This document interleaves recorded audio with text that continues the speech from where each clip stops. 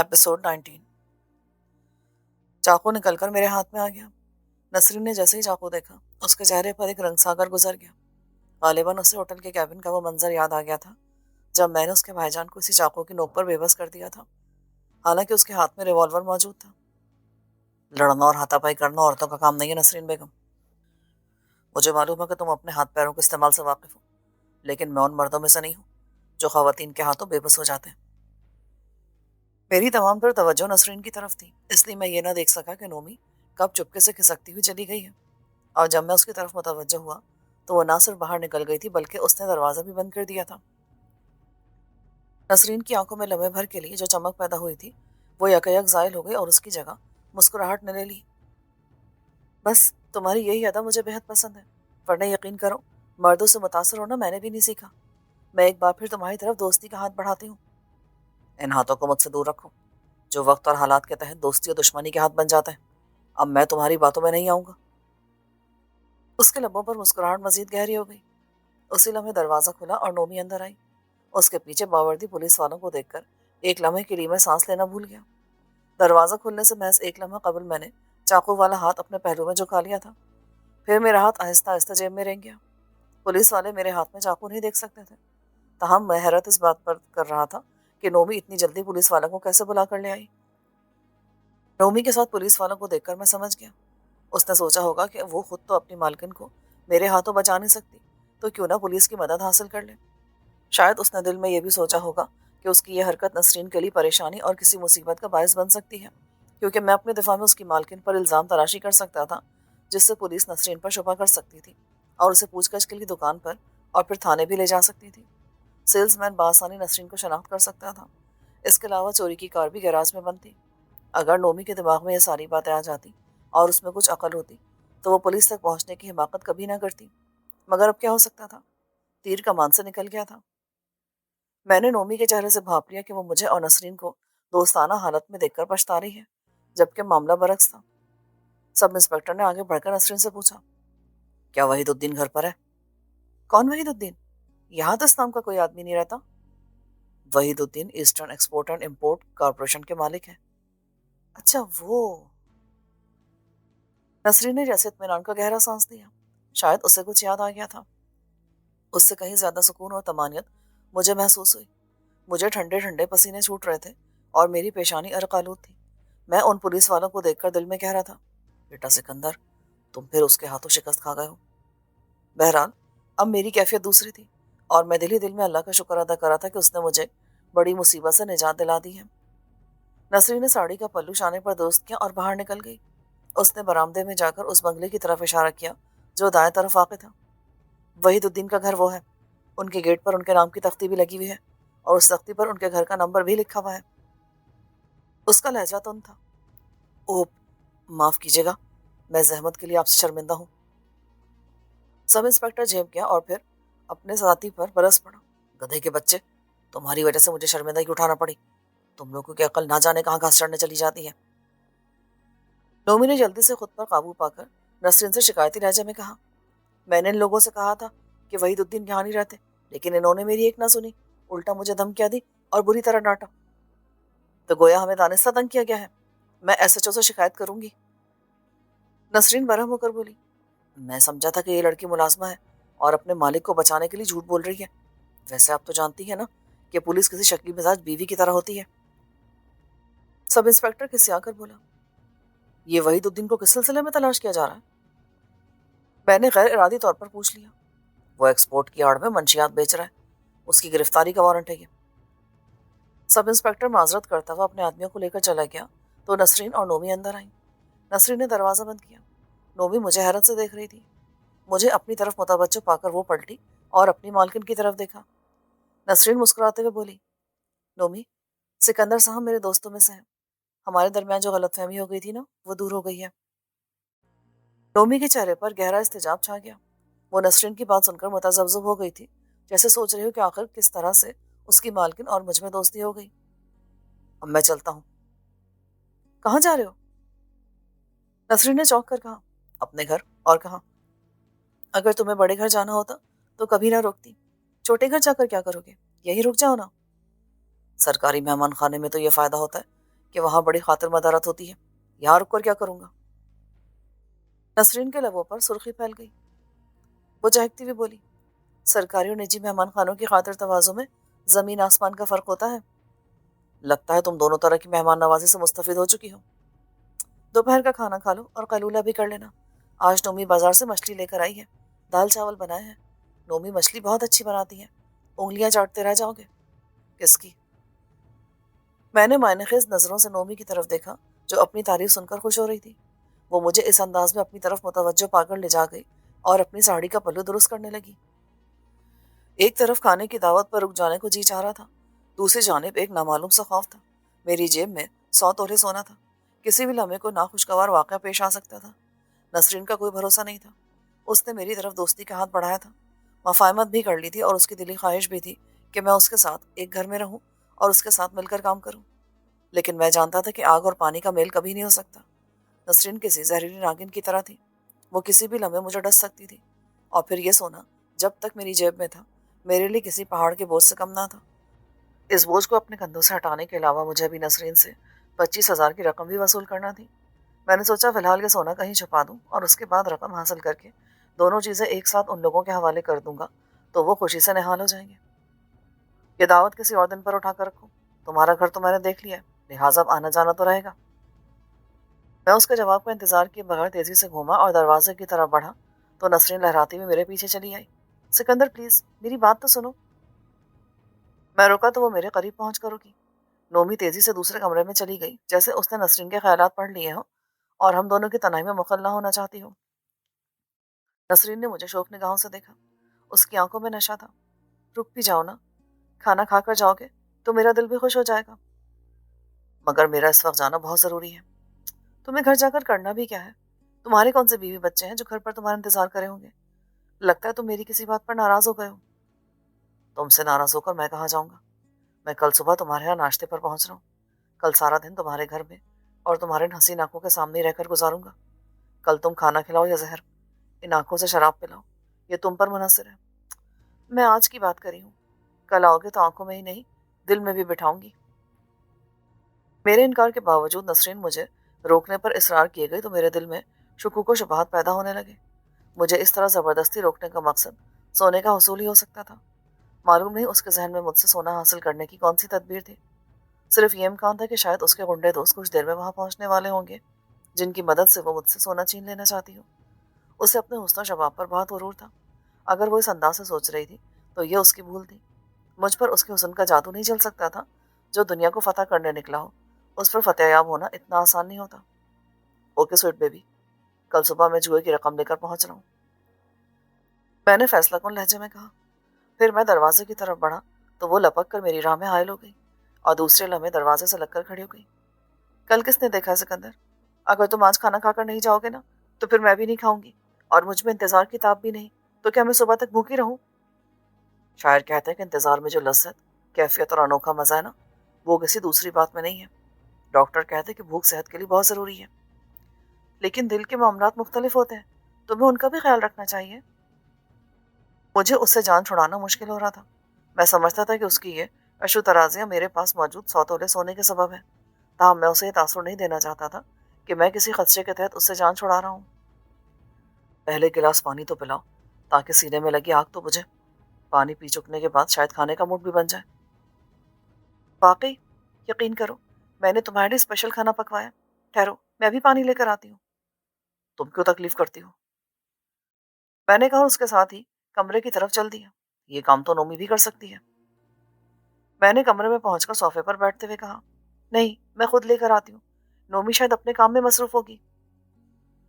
نسرین جس پراسرار انداز میں کچن کی طرف لپکی اس سے میرا ماتھا ٹھنکا۔ پھر میں اپنی جگہ بیٹھا نہ سکا، میں بھی دبے پاؤں اسی سمت لپکا اور باورچی خانے کے باہر ایک طرف کھڑا ہو گیا۔ نسرین سرگوشی کے سے انداز میں نومی سے کہہ رہی تھی، تم فوراً بھولو کے پاس جاؤ اور اس سے کہو کہ اپنے ساتھ 3-4 مسلح آدمی رہتا کہ۔ مجھے نسرین کی پوری بات سننے کی ضرورت نہ تھی، میں اپنی جگہ آ کر بیٹھ گیا۔ وہ جو چال چل رہی تھی میری سمجھ میں آ گئی تھی۔ وہ اپنی تدبیر کو ڈکیتی کا رنگ دے رہی تھی تاکہ میں اس پر شک نہ کروں۔ میں نے اس کے قدموں کی چاپ سنی تو اپنی آنکھیں بند کر لیں، اپنا سر صوفے کی پشت کان سے ٹکا دیا اور آنکھیں پساڑ لیں۔ اس نے قریب پہنچ کر میرا شانہ ہلایا۔ سکندر صاحب پانی حاضر ہے۔ میں نے پانی پی کر گلاس واپس کیا تو وہ گلاس لے کر باورچی خانے کی طرف گئی۔ میں لپک کر بیرونی دروازے پر پہنچا اور اسے تھوڑا سا کھول کر باہر جھانکا۔ نومی تیز تیز قدم اٹھاتی مجھے گیٹ سے نکلتی دکھائی دی۔ اس نے مجھے نہیں دیکھا تھا اور نہ ہی اسے یہ خیال آ سکتا تھا کہ میں اسے جاتے دیکھ رہا ہوں۔ پھر میں نے پورا دروازہ کھول دیا۔ نسرین میرے پاس آئی۔ اس نے مجھے دروازے کے پاس کھڑے دیکھا تو اس کے چہرے پر شدید حیرت چھا گئی۔ کیا ہوا؟ کہاں جا رہے ہو؟ گھر۔ مگر تم نے تو کہا تھا کہ… پانی پی کر میرے ہوش ٹھکانے آ گئے ہیں۔ مجھے دیر ہو رہی ہے، اور ہاں، تمہاری نوازشات کا بہت بہت شکریہ۔ میں نے اس کے جواب کا انتظار نہیں کیا اور نہ ہی اسے قریب آنے کا موقع دیا۔ میں نے باہر نکلتے وقت اس کا چہرہ دیکھا۔ اس کا رنگ سا اڑ گیا تھا۔ وہ مجھے پکارتی ہوئی گیٹ تک چلی آئی۔ باہر آ کر میں نے خالی ٹیکسی روکی اور اس میں سوار ہو گیا۔ ٹیکسی چل پڑی تو میں نے عقب میں جھانک کر دیکھا۔ نسرین گیٹ کے باہر کھڑی میری کار کی طرف دیکھ رہی تھی اور اندر ہی اندر پیچ و تاب کھا رہی تھی۔ میں نے ہاتھ کھڑکی سے باہر نکال کر لہرایا تو اس کا ہاتھ جوابی طور پر اٹھ نہ سکا۔ کچھ دور جانے کے بعد مجھے اچانک جمی کا خیال آیا۔ میں نے ٹیکسی ڈرائیور کو واپس چلنے کے لیے کہا تاکہ جمی کو ہوٹل میں دیکھ لوں۔ واپسی پر مجھے نسرین کے گھر کے سامنے سے گزرنا پڑا۔ نسرین نظر نہیں آئی۔ اس کا منصوبہ ادھورا رہ گیا تھا۔ میں نے ٹیکسی ہوٹل کے سامنے رکوائی۔ اندر جا کر دیکھا تو جمی نہیں تھا۔ پھر میں دوبارہ ٹیکسی میں آ کر بیٹھ گیا۔ واپسی پر نسرین کے گھر کے سامنے سے گزرتے وقت میں نے بھولو اور اس کے ساتھیوں کو نسرین کے گھر میں داخل ہوتے دیکھا۔ وہ تعداد میں 4 تھے۔ بظاہر وہ مسلح نظر نہیں آ رہے تھے مگر ان کے پاس چاقو، چھرے اور پستول ہو سکتے تھے۔ ان دنوں کراچی میں دن دہاڑے اور رات کے وقت گھروں میں مسلح بدماشوں کا ڈکیتی کرنا عام ہوتا جا رہا تھا۔ میں بھولو کو اچھی طرح جانتا تھا۔ وہ نامی گرامی غنڈہ تھا۔ برسوں اس نے اپنے جرم کی سزا کاٹی تھی۔ اس نے سوسائٹی کے علاقے میں جیولری کی ایک دکان لوٹنے کی کوشش کی تھی۔ وہ گرفتار ہو گیا تھا اور آج کل ضمانت پر رہا ہوا تھا۔ میں تصور میں نسرین کو جلتے کڑتے دیکھ رہا تھا۔ میرے لبوں پر مسکراہٹ پھیل گئی۔ جمی میرے گھر کے سامنے میرے انتظار میں بے چین ہو کر ٹہل رہا تھا۔ اس نے مجھے ٹیکسی سے اترتے دیکھا تو لپک کر میرے پاس آیا۔ خیریت تو ہے نا سکندر بھائی؟ بالکل خیریت ہے۔ میں اللہ کے فضل و کرم سے کامیاب لوٹا ہوں۔ ہم دونوں کمرے میں پہنچے۔ میں نے اسے تفصیل سے سارے واقعات سنا دیے۔ جمی نے تبصرہ کیا، سکندر بھائی، نسرین نے آپ سے جھوٹ بولا ہے۔ 25,000 بھی اسی کے پاس ہے۔ وہ ایک نمبر کی جھوٹی اور مکار ہے۔ 25,000 کی رقم وہ ہضم نہیں کر سکی۔ وہ ایک ناگن ہے جو کسی بھی لمحے آپ کو ڈس سکتی ہے۔ مگر سکندر بھائی… اس کا چہرہ بجھ سا گیا۔ آپ اس خبیث شخص کو مجھ سے بہتر جانتے ہیں۔ بظاہر وہ سیدھا سادہ مگر احمق آدمی دکھائی دیتا ہے۔ اس کی باتیں اور حرکتیں بھی کچھ ایسی ہیں مگر وہ اندر سے بڑا کائیں اور خطرناک ہے۔ ظالم اور شکل القلب ہے، اسمگلر ہے اور بے ضمیر پولیس والوں سے اس کی دوستی جاری ہے۔ غنڈے تو پالتو کتوں کی طرح اس کے غلام ہیں۔ کیا آپ سمجھتے ہیں کہ وہ آپ کو بخش دے گا؟ وہ رقم اور سونا ہاتھ سے نکل جانے کے بعد خاموش بیٹھا رہے گا؟ وہ تو آپ کی جان کھو جائے گا۔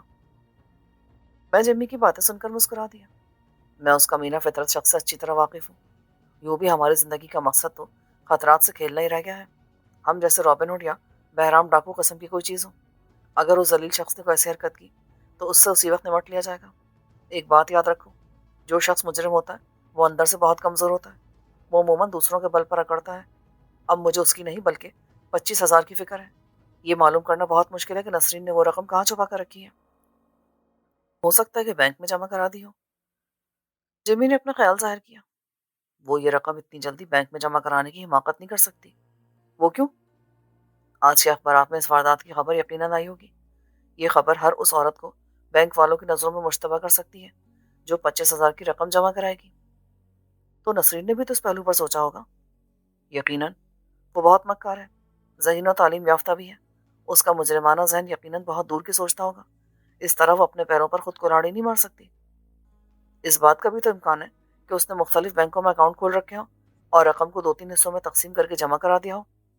ہاں، یہ ممکن ہے، لیکن نسرین جیسی لڑکی اس امکان کو بھی نظر انداز نہیں کر سکتی کہ کرنسی کے نمبر شدہ نوٹ ہوں، لہٰذا وہ اس سلسلے میں احتیاط سے کام لے گی۔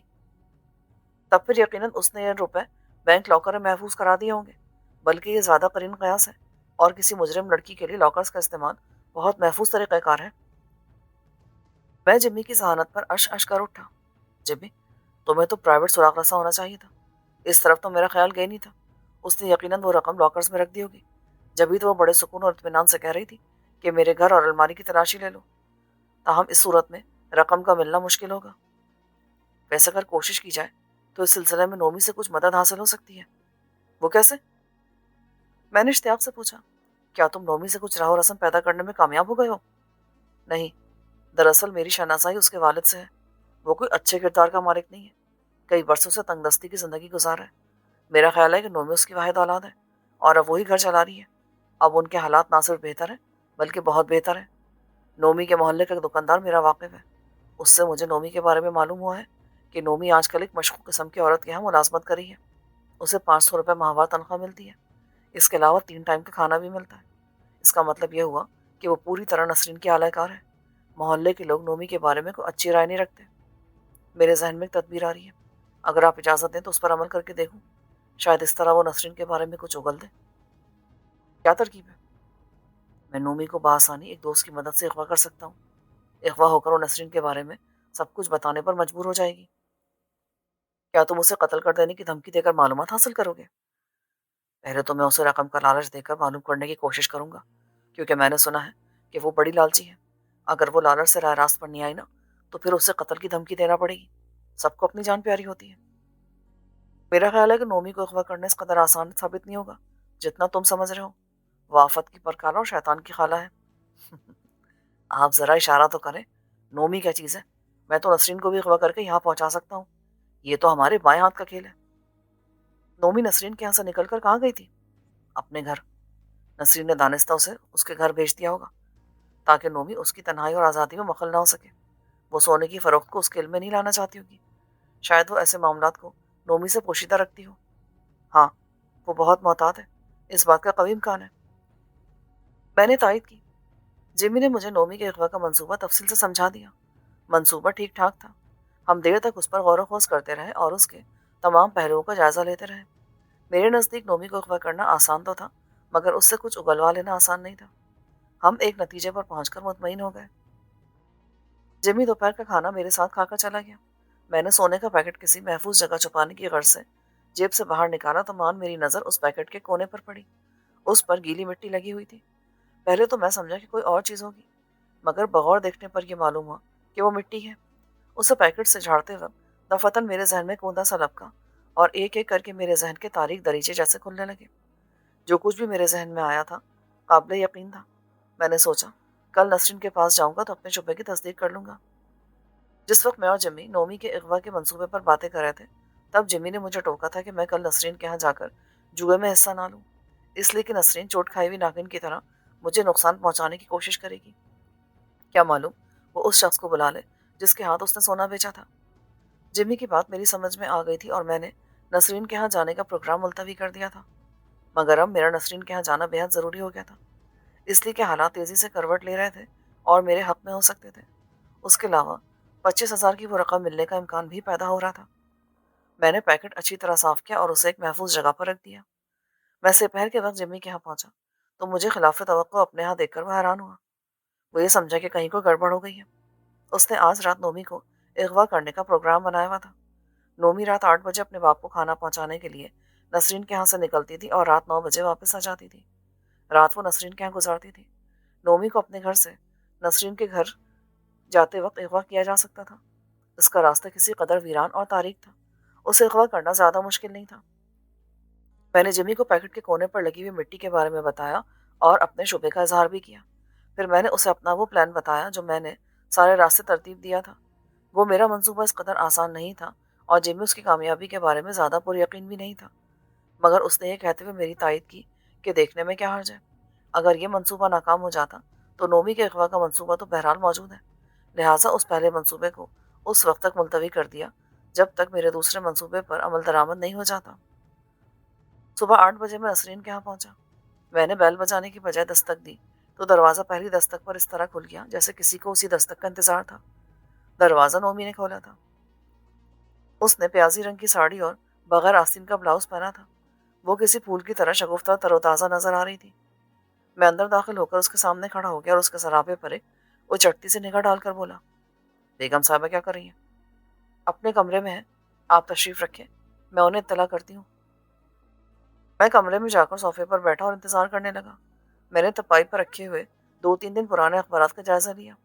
अखबारों में सोने और 25,000 की रकम की कोई खबर नहीं थी। मालूम नहीं क्यों इस वाक़े की रिपोर्ट दर्ज नहीं करवाई गई थी। जब नसरीन आई तो मैं उसे देखते का देखता रह गया। हरचंद की वो बहुत सादा लिबास में थी, मगर इस सादगी में ऐसी बरकारी, ऐसी दिल फरेबी थी कि मुझे उस वक्त वही दुनिया का सबसे आला फैशन महसूस हो रहा था। वो मेरे अंदाज़ों से बहुत आगे की चीज़ निकली। वो एक अदाकारा थी जिसके हज़ार रूप थे और हर रूप पहले से ज़्यादा जानदार और मुकम्मल था। उस वक्त मुझे यकीन हो गया कि अंदाज़ उसके ग़ुलाम है और अदाएँ उसकी महकूम। वो जिस वक्त चाहे उसे अपना ले। मैं अपनी जगह से उठ खड़ा हुआ। कहीं मैं ख्वाब तो नहीं देख रही? अगर ऐसा ही है तो ये ख्वाब तुम्हारे सामने बिखरने वाला है। वो कैसे? तुम्हारा जादू सर चढ़कर बोल रहा है। क्या मैं कोई अजूबा हूँ? नहीं, तुम एक साहिरा हो। तुम्हारी एक नज़र आदमी को तमाशा बना सकती है। तुम्हारे एक इशारे पर लाखों गर्दनें कट जाए। बहुत सालिम हो तुम। अच्छा मेरे मजलूम, क्या बैठोगे नहीं? कोई दरवाज़ा दिल का वाह करो, कहीं आंखों में जगह दो। मैं बाकायदा शायरी करने लगा। वो झेम गई। मैं मजीद कुछ कहता मगर नोमी को आते देखकर चुप हो गया। नोमी ने उसे बताया कि नाश्ता लगा दिया गया है। हम ड्राइंग रूम में चले गए। नसरीन ने वाकई बड़ा एहतमाम किया था। उसका रवैया बड़ा दोस्ताना था। उसने जाहिर नहीं होने दे कि कल मेरे चले जाने पर नाराज है। हम दोनों नाश्ते के दौरान बातें भी करते रहे। 10 बजे जुए की महफिल का आगाज हुआ। कुल 4 आदमी थे। उनमें से एक तो ज्वेलरी की दुकान का मालिक था, दूसरा शहर की एक मशहूर बेकरी का मालिक था, तीसरा चनियोटी था, वो चमड़े का कारोबार करता था, और चौथा एक डॉक्टर था जिसका अपना अस्पताल था। नसरीन ने उन सबसे मेरा तारुफ कराया। मैं उन लोगों के लिए नया था। ये लोग हर हफ्ते बाकायदगी से नसरीन के यहाँ जुआ खेलते थे और उसके सरापे से आंखें सेकते थे। खुदा जाने और क्या कुछ होता था। उन लोगों ने बड़ी गर्मजोशी से मुसाफा किया और मुझसे मिलकर खुशी का इजहार किया। मैं सरापा इनके सार बन गया। उन शुरफा में से हर एक के पास 50,000 से कम रकम ना थी, बल्कि डॉक्टर और ज्वेलर के पास तो 1 लाख रुपए थे। सबसे कम रकम मेरे पास थी। मैं 20,000 की रकम लेकर आया था। खेल में हिस्सा लेने के लिए एक शर्त थी कि खिलाड़ी के पास कम से कम 20,000 की रकम हो। मेरे और नसरीन के अलावा सबने 25,000 की डमियां ली। एक डमी 50 रुपए की थी। मैंने और नसरीन ने 15,000 की डमियां ली। खेल फ्लैश था। इब्तदा में खेल सुस्त रवि से जारी रहा। नसरीन हर बाजी पर एक डमी बतौर नाल निकाल लेती थी और उसे एक अलग डब्बे में डाल लेती थी। वो बहुत मोहतात होकर खेल में हिस्सा ले रही थी। उसने 2 अच्छी बाजियां जीती भी थी। ताश के इस खेल के साथ साथ नजरों का खेल भी जारी था। वो कुछ इस तरह बैठी हुई थी कि नजरें बार बार उसकी तरफ उठ जाती थी। उसने जो 2 बाजियां जीती थी महज इसी वजह से जीती थी। 1 घंटे के अंदर अंदर मैंने उस महफिल का रंग देख लिया था। यहाँ के खेल और इन खिलाड़ियों को अच्छी तरह समझ लिया था। ये सब कुछ समझने के लिए मैं भी बड़ा मोहतात होकर खेल रहा था। किसी भी जुए की महफिल में खेल और खिलाड़ियों को अच्छी तरह समझ लेना बहुत जरूरी होता है। यही वजह थी कि मैं जीत रहा था। यूं भी जुए में हमेशा से मेरी किस्मत तेज रहती थी। मैं अपने हाथों की सफाई दिखाकर भी जीत सकता था, इसलिए मुझे शॉपिंग का फन आता है। मगर उस वक्त इसका मुजाहरा बेमहल था। सभी ईमानदारी से खेल रहे थे। ये लोग पेशावर जुआरी नहीं थे। कोई 1 घंटे बाद खेल आहिस्ता आहिस्ता जोर पकड़ने लगा। नसरीन ने शराब का भी इंतजाम किया हुआ था। नोमी उस वक्त एक ट्रे में विलायती शराब की 2 बोतलें और ग्लास लेकर आई, जब खेल अपने जोबन पर था। उस वक्त वैसे भी किसी को शराब की जरूरत नहीं थी। नोमी और नसरीन को देखकर रगों में आग दौड़ने लगी थी। अगर जुए का खेल ना होता तो शायद ये लोग अपने होशो हवास खो बैठते। साकी के फराइज नोमी अंजाम दे रही थी। मैंने पीने से साफ इनकार कर दिया। मैं समझ रहा था कि नसरीन क्यों शराब पिलाना चाहती है। ये उसकी एक चाल थी। वो हम सबको मदहोश करके खेल से फायदा उठाना चाहती थी। मेरे इनकार पर नसरीन का चेहरा बुझ गया। उसने बेहद इसरार किया और एक मौके पर तो मुझे अपने हाथ से भी पिलाने की कोशिश की, मगर मैंने एक घूंट भी ना लिया। नसरीन उन लोगों का साथ देने की गर्ज से पी रही थी, मगर उसका पीना ना पीना बराबर ही था। बेकरी के मालिक को नसरीन ने 2 बार ग्लास भरकर पेश किया तो उसने तरंग में आकर नोमी का हाथ पकड़ लिया। नोमी जैसे इन सब बातों की आदी थी। उसे मालूम था कि ऐसे मौकों पर क्या किया जाता है। उसने बुरा मानने के बजाय मुंह फेर लिया और शर्मो हया से गोया उसका चेहरा सुर्ख हो गया। नोमी ने अपनी निगाहें नीची कर ली। बेकरी के मालिक ने गोया इस अदा पर कुर्बान होते हुए कहा, नोमी, अपने इन सुंदर हाथों से पिला दो ना। क्या आज नहीं पिलाओगी? नोमी ने बड़े नाज से अपना हाथ उसकी गिरफ्त से आजाद कराया और जाम तैयार करके उसके होठों से लगा दिया। सांस लिए बगैर उसने सारी शराब पी ली और फिर अपनी जेब से 100 रुपए का एक नोट निकालकर नोमी की तरफ बढ़ा दिया। नोमी ने शर्माते, ले जाते और झिझकते हुए नजराना कबूल किया। फिर बकिया अफराद भला क्यों पीछे रहते। उन्होंने भी बेकरी वाले की तकलीद की। नोमी को कुछ ही देर में 1,000 के करीब बख्शिश मिल गई। 2 बजे खाने का वक्फा हुआ। खाने की मेज पर तरह तरह के खाने चुने हुए थे। खाने बहुत लजीज और जायकेदार थे। नसरीन ने मुझे बताया था कि वह हर हफ्ते ऐसा ही एहतमाम करती है। कोई 1 घंटे बाद नए सिरे से खेल शुरू हुआ तो उसमें पहले से ज्यादा सरगर्मी थी। بڑے نشیب و فراز ہے۔